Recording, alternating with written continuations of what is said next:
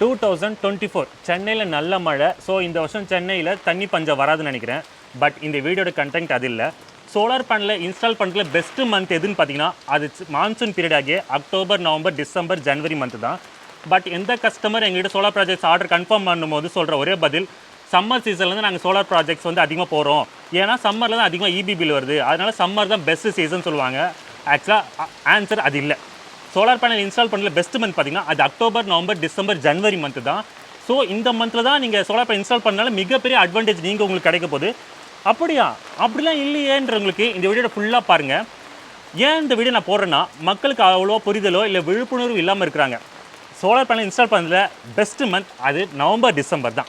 இந்த time install பண்ணுறவங்க advantages அதிகமாக கிடைக்கும்.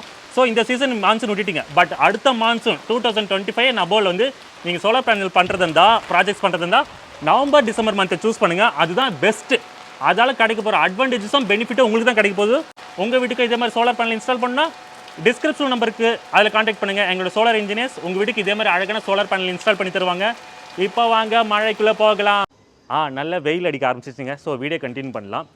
இப்போ நம்ம தமிழ்நாட்டில் பார்த்தீங்கன்னா மார்ச் மாதம் இது மாதிரி நல்ல வெயில் அடிக்க ஆரம்பிச்சிடும். அப்போ வந்து எல்லோரும் என்ன பண்ணுவாங்க, மார்ச் மாதம் வீட்டில் ஏசி யூஸ் பண்ணுறதுனால பில்லு அதிகமாக வரும்.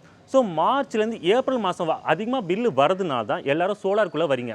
அப்போ தமிழ்நாட்டில் எல்லோரும் சோலாருக்குள்ளே அந்த டைமில் வரும்போது சோலார் இன்ஸ்டாலர்ஸ் உங்களுக்கு ப்ராஜெக்ட் கம்ப்ளீட் பண்ணி முடிச்சுட்டு நாங்கள் வந்து அப்ளிகேஷன் சப்மிட் பண்ணுவோம் பார்த்தீங்களா, அது இபியில் நிறைய போய் சேரும். ஏன்னா எல்லோரும் சோலாருக்குள்ளே வரும்போது கம்மியான சோலார் இன்ஸ்டாலர். ஃபார் எக்ஸாம்பிள் சொல்கிறேன், சென்னையில் நானே ஒரு மாதத்துக்கு 20 ப்ராஜெக்ட்ஸ் பண்ணுறேன். அப்போ நானே 20 அப்ளிகேஷன் போய் இபியில் சப்மிட் பண்ணும்போது அந்த இடத்துல என்ன ஆகும், ஒரு டிமாண்ட் கிரியேட் ஆகும் நெட் மீட்டருக்கு.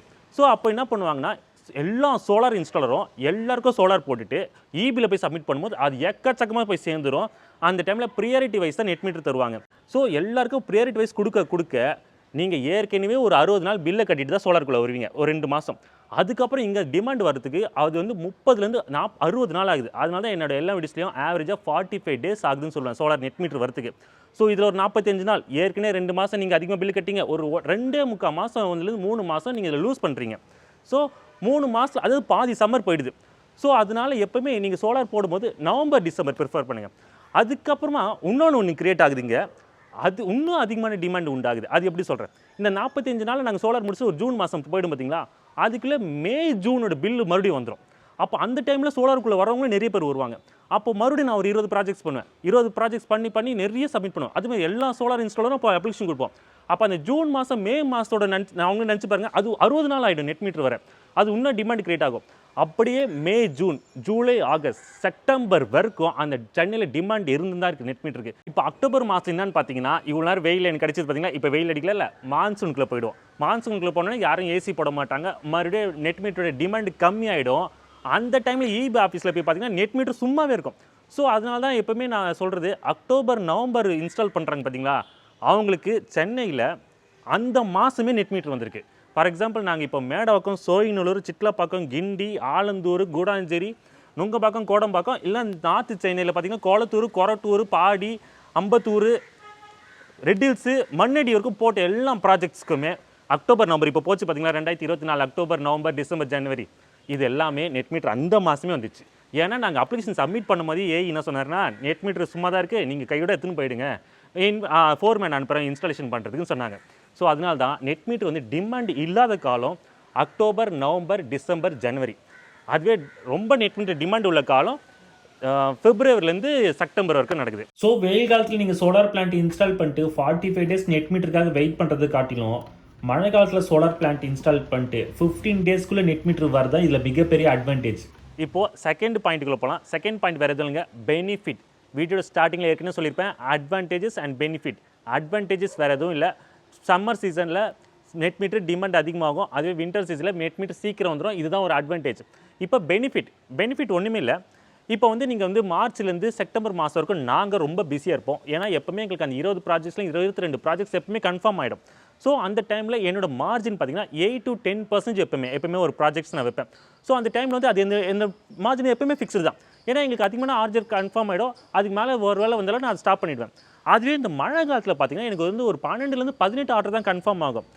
ஸோ அந்த டைமில் நான் என்ன பண்ணுவேன்னா, டிராஸ்டிக்காக என்னோடய மார்ஜினை கம்மி பண்ணுவேன். ஏன் கம்மி பண்ணுற ரீசன் சொல்கிறேன், இப்போ எங்கள் டீமில் நான் இருக்கிறேன் இஎம், அப்புறமே சோலார் இன்ஸ்டாலேஷனில் 10 பேர் இருக்கிறாங்க, அப்புறம் அக்கௌண்ட்ஸில் 2 கேர்ள்ஸ் இருக்காங்க, அப்புறம் குடோன் இன்சார்ஜ் ஆஃபீஸில் 2 பேர் இருப்பாங்க. ஸோ ஒரு 14 பேர் இப்போ எங்கள் டீமில் இப்போ நாங்கள் இருக்கிறோம். இந்த 14 பேருக்கு சம்பளம், கடை வாடகை, குடோனுக்கு கரண்ட் பில் எல்லாமே கட்ட போக எங்களுக்கு வந்து ஒரு 4 to 4.5 lakhsலேருந்து 5 lakhs ஆகும். ஸோ எல்லாருக்கும் எவ்வளோ சம்பளன்றது எனக்கு தெரியும். ஸோ ஒரு 5 லட்ச ரூபாய் இருந்தால் மட்டும் தான் எங்கள் கம்பெனியை ரன் பண்ண முடியும் மந்த்லி. ஸோ அந்த 5 லட்ச ரூபாய் ஏர்ன் பண்ணுறதுக்காக நாங்கள் சம்மர் சீசனில் எங்களுக்கு பிரச்சனை இல்லை. ஏன்னா எப்படி 22 ப்ராஜெக்ட்ஸ் வந்துடும், எங்களுக்கு அந்த ப்ராஜெக்ட்ஸில் வர மார்ஜின் எங்களுக்கு 5 lakhs அச்சீவ் பண்ணிவிடுவேன். ஆனால் அதுவே வின்டரில் இந்த மழை டைமில் எங்களுக்கு வந்து 15 ஆர்டர் தான் கன்ஃபார்ம் ஆகும். அப்போ நான் என்ன பண்ணுவேன்னா டிராஸ்டிக்காக என்னோட 8 to 10% மார்ஜினை 6 to 7% வைப்பேன். அப்போது புதுசாக சோலார்க்குள்ளே வரவங்களுக்கு நான் கம்மியான கொட்டேஷன் கொடுக்கும்போது அந்த டைமில் அதிகமான ப்ராஜெக்ட்ஸ் நாங்கள் எடுத்துருவோம்.